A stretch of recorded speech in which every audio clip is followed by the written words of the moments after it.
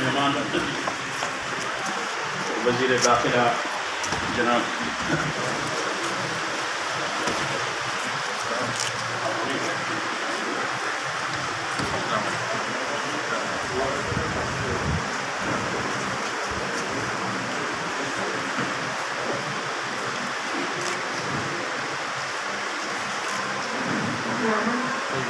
वज़ीर दाखिला जनाब उर्दू की हैसियत से और तो ये देखिए सरकार की भी कुछ मजबूरियाँ हैं, लेकिन हमारे उर्दू वालों की सबसे बड़ी इसको भी हम नज़रअंदाज नहीं कर सकते।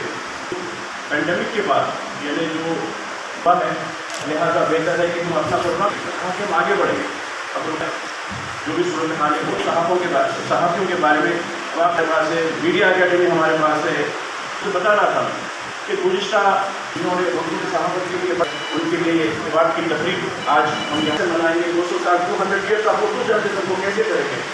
और गुज़िश्ता दिनों हमारे विनोद कुमार साहब जो डिप्टी चेयरमैन प्लानिंग कमीशन है उनके साथ हमारी बात रखी, तो हमने कहा कि आप एक सलाह लेकर शायद उन्होंने कुछ बातें भी कहीं गलत बात है, तो मैं चाहता हूँ कि हम काफ़ी हैं वो भी जो है सियासी तौर पर हम थोड़ा मदद करें, थोड़ी सी ऑर्गेनाइज करने में सरकारी कमेटी बना के खत्म करूँगा। अब आप देखिए सरकारी नहीं होती, हमने गुज़िश्ता दिनों तो उनकी वजह से एक बहुत बड़ा काम है। मैं पार्लियामेंट में मशहूर हूँ, मैं टिकट भेज रहा हूँ, तो मैं मुश्किलों के साथ बीमा पे की करवाई है, इसके लिए शायद तारीख में अभी काम होने जा रहा है। मैं बहुत आपके जरिए कारसोई साहब का भी आप लोग काफ़ी जो है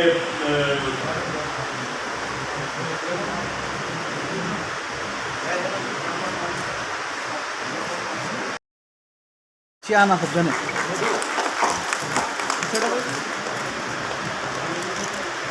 इधर देखिए साहब, इधर पड़ जाइए।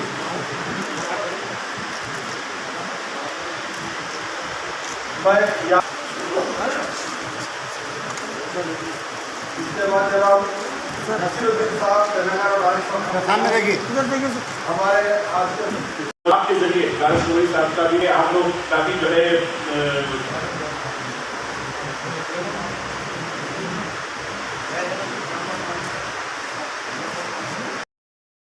आना सब जने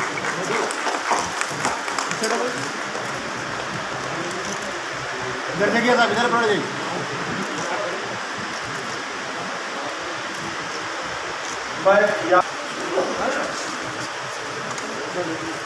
इसके बाद जब आप नसीरुद्दीन साहब तेलंगाना और राजस्थान सामने देखिए, इधर देखिए हमारे आज को बढ़ाइए, ऐसा हो जाइए, एक सेकंड।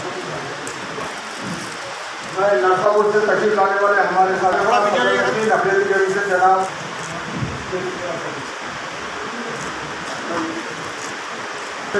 फारूक हमारे साथी फारूक से मैं संगारेड्डी से आने वाले हमारे साथी वो आजा विराज अली साहब को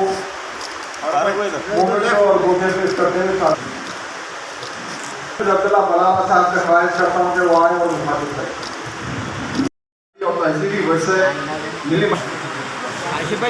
I request Shri Alana Garu to come over the dais.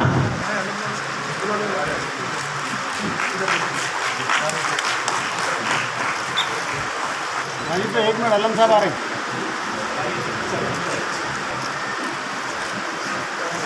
इधर देखिए सर, साहब इधर सामने अलम गारू सर, इधर देखिए। ठीक है माजी साहब सेंटर में ही इधर देखिए। साहब एनआरए फेडरेशन उन्होंने खासतौर निजामाबाद में जो है सहाफ़त की खिदमत गैर की है, जहाँ सबक मरहूम है, उनकी याद में जमा दिया जा रहा है। जनाब मुनीर वकील साहब आप स्टेज पर तशरीफ अरे भाई माजिद भाई थोड़ा सामने सर, अलम गारू जिले निज़ामाबाद को उर्दू सहाफ़त का सहाफ़ती मिला सरगर्मियाँ निज़ामाबाद में होती है। सर थोड़ा पीछे हट जाइए सर इधर देखिए सामने। संजीदा खिदमात के लिए जारी करते हैं। ज़मीन से इन्होंने हैदराबाद से शाया होने वाले अखबारात के लिए नामा निगारों को उर्दू रोजनामा रहनुमा जगन साजदम शामिल के लिए खिदमत अंजाम दी। बस भाई थोड़ा पीछे हट जाइए सर इधर देखिए सामने। संजीदा खिदमात के लिए जारी करते हैं। ज़मीन से इन्होंने हैदराबाद से शाया होने वाले अखबारात के लिए नामा निगारों को उर्दू रोजनामा रहनुमा जगन साजदम शामिल के लिए खिदमत अंजाम दी। बस भाई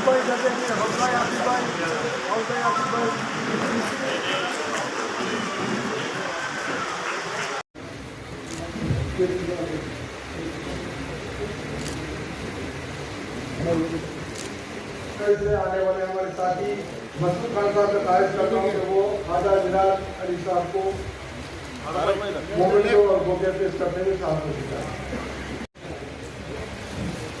मैं नाथापुर से तशरीफ लाने वाले हमारे साथी वो दूसरा जो हमारे विनोद कुमार साहब जो डिप्टी चेयरमैन प्लानिंग कमीशन है उनके साथ भी हमारी मीटिंग हुई। हमने कहा कि आप एक सरकारी कमेटी बनाइए, सरकारी कमेटी बनाकर आप उसके जो है ये कन्वीनर बनिए। आप उन्होंने कहा कि मैं जरूर मदद करूँगा, लेकिन क्या उन्होंने उनको सहाफत 200 साल की हो गई है। लिहाजा मैं हमारे मोजिज़ जो है वज़ीर दाखिला में और मोजिज़ जमीर साहब भी हैं सहाफ़ों के बारे में। तो आप देखिए उर्दू अकेडमी हमारे पास है, दूसरा जो साहब से पता नहीं जानिब से उर्दू के सहाफ़ों के लिए कोई इलाज जारी नहीं हो रही, बल तो ये रह गया है। तो कई एक मसाइल है। आप देखिए उर्दू के जो सहाफ़ी हैं वो किसके गोदी मीडिया के नाम से, आप देखिए इतने मसाइल हैं, उसके बावजूद भी वो ऐसे से जब भी हम अहमद साहब से रुजू होते हैं सरकार की भी कुछ मजबूरियाँ हैं, लेकिन हमारे उर्दू वालों को भी हम नजरअंदाज नहीं कर सकते। रहीम अस्सलामु अलैकुम रहमतुल्लाहि बरकातुहू व नमस्कार। आज यकीनन पहली मर्तबा उर्दू सहाफ़त को मुखातिब करने का मौका मिल रहा है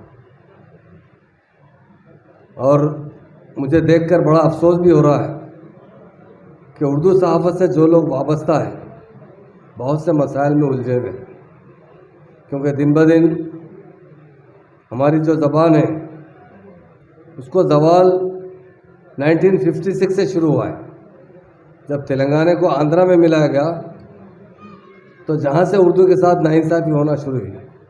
लोग बहुत से व्हाट्सएप पे डाल रहे थे उस्मानिया यूनिवर्सिटी का नाम KCR साहब बदल दिए, जबकि तारीख़ नहीं जानते थे। आजकल जिस तरह उमर जहील साहब बोले कि व्हाट्सएप मीडिया आने की वजह से मुसलमान काफ़ी रुस्वा होते जा रहे हैं, लोगों सेकुलर लीडरों के पास मुसलमानों से जो मोहब्बत कम होती जा रही है। इसलिए आज बहुत से साफ़ी हैं यहाँ पर। मैं इसलिए आज बताना चाह रहा हूँ कि जो भी चीज़ है हकीकत जान के डालिए। और आज के ख़ास तौर से हमारे तेलंगाना स्टेट मीडिया एकेडमी के सदर जनाब अल्लम नारायण साहब, जिनका ताल्लुक़ सहाफ़त से बहुत ज़्यादा है और मैं आज काफ़ी उनसे बातचीत किया हूँ। उन्होंने कहा कि रिप्रेजेंटेशन होता है, जब बच्चा छोटा होता है वो बात नहीं कर सकता, जब माँ दूध पिलाती है तो वो हाथ पाँव की हरकत करता है। बोलते हैं जब तक वो दूध के लिए इजहार करने का तरीक़ा रोने का होता या पाँवों में मारने का होता है तो माँ समझती है कि मेरा बेटा भूखा है, उसे दूध पिलाया जाए। तो इसलिए कहते हैं जब तक हम कोशिश नहीं करेंगे। मैं एक बात कहना चाहता हूँ, साबिक़ा हुकूमतों को भी हमने देख चुका और आज की हुकूमतों को भी देख चुका। अगर लोग अच्छाई पर अगर गौर करेंगे तो हमें आगे हर चीज़ में मसाइल को हल करने में मदद मिलेगी। उसके बजाय तनक़ीदी नज़रिए से रहेंगे तो हमारे मसाइल हल करने में बड़ी मुश्किलात पेश आती हैं।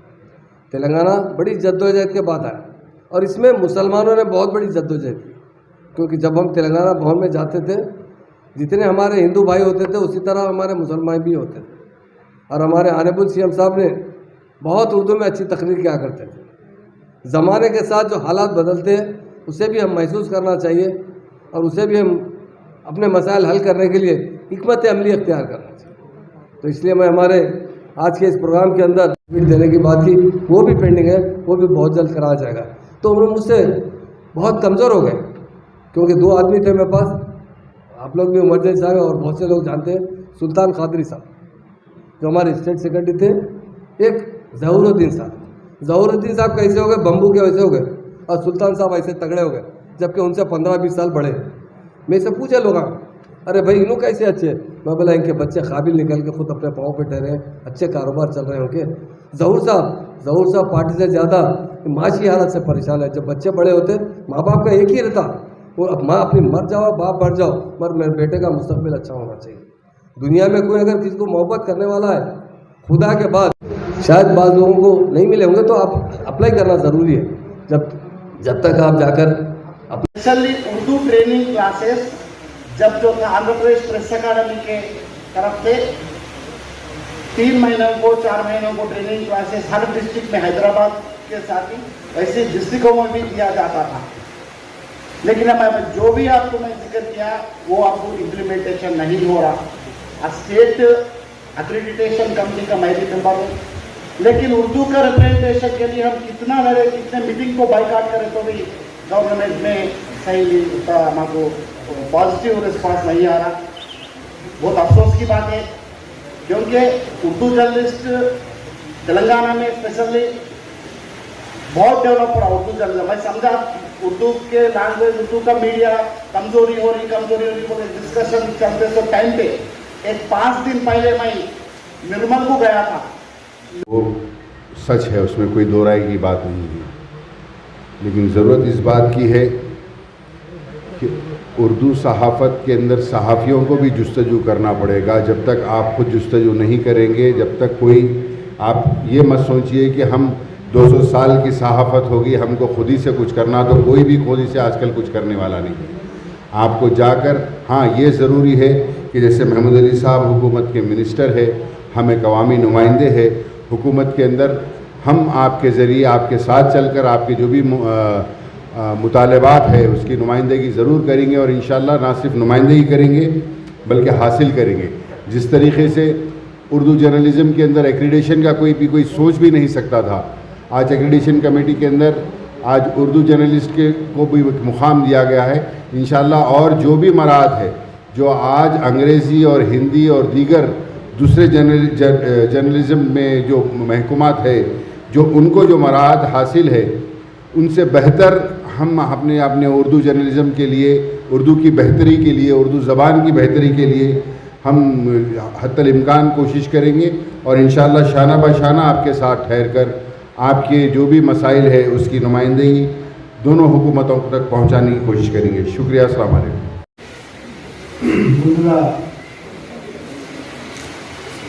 ఇవాళ కార్యక్రమం చేసిన నిజాముద్దీన్ సాబ్కి జోహార్లు, నివాళులు, కుటుంబానికి నా నివాళులు. जैसे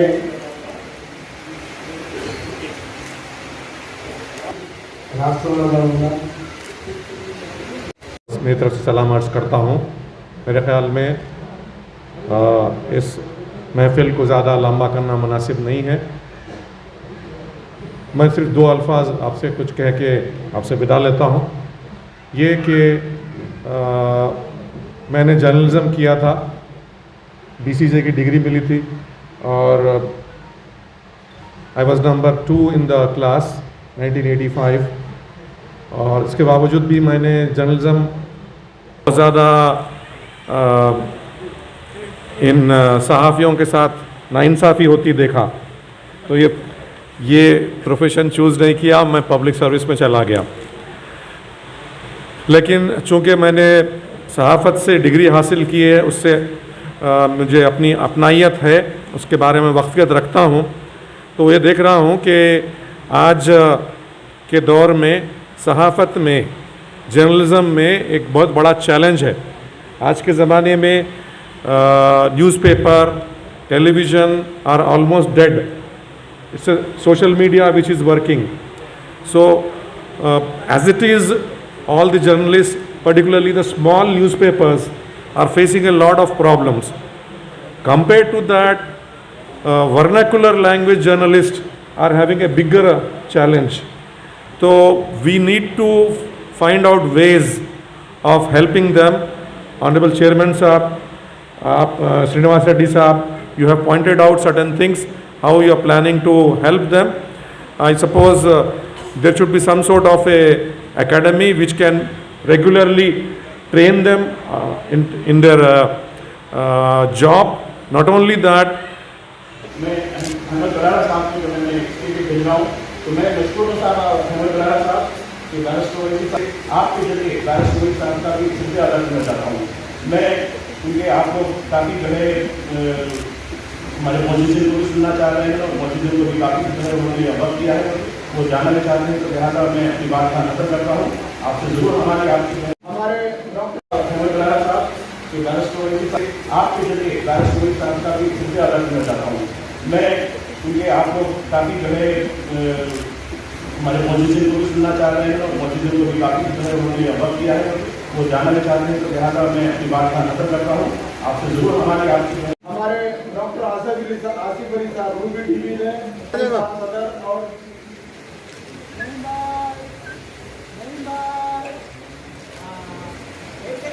वक्त की तंगी के बायस प्रोग्राम तो मुख्तसर नहीं मोरी साहब से ख्वाहिश करता हूँ कि वो की हालत पतली है, हालत सुधारने के लिए थोड़ा सा आपके तरह वास्कोट पहन के कोशिश करना पड़ता है। हम सीएम साहब उर्दू की तरक्की के लिए बहुत कुछ किए। बहुत तेलंगाना की उर्दू कब से ख़त्म हुई? 1956 से, जब हमें आंध्रा में मिला गया। आंध्र वालों को उर्दू क्या कुछ नहीं आता हूँ। हमारे सीएम साहब बात बोले थे, बिरयानी बिरयानी बोलते, बिरयानी नहीं है वो। अब मैं नहीं बोलना चाहता, तो वही से हमारी उर्दू का भी असर उनके पास हुई।